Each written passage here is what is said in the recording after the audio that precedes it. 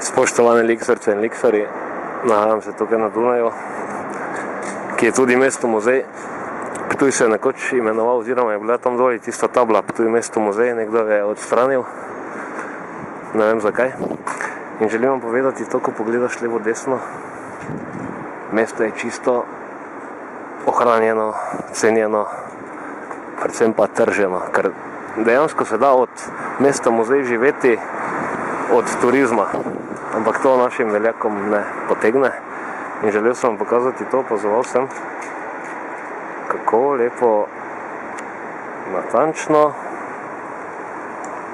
delavci redno vzdržujejo, obnavljajo in popravljajo zgradbe. Tukaj sedaj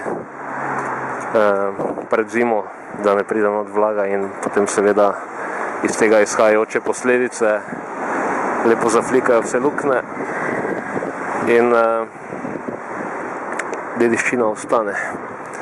To je problem teh starejših hiš namreč, da jih je treba bolj intenzivno vzdrževati, tako kot denimo starejša vozila, ampak kot rečeno, dela se in tudi vsak najmanjši detajl je pomemben. Denimo to so takšne te črne flike, kot jih vidimo tukaj.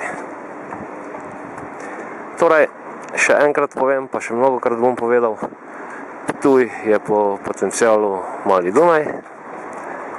Hiše so v veliki meri zgrajene s podobnim konceptom, so seveda manjše, ampak manj je v določenih pogledih lahko več in naredimo potem podobno zgodbo, kot ima Dunaj, da ljudje pridajo v mesto že zaradi mesta. Potencial je, le izkoristiti ga je treba, oziroma najprej seveda notranje vire in potenciale aktivirati in potem izkoristiti. In to še dopolnim, to ne pomeni, da bo sedaj čez pol leta, eno leto, kar naenkrat vse dobro, ampak je pa lahko hitro. In na prvem mestu mora biti čistoča. To je tisto, kar navdušuje, da so ta mesta čista.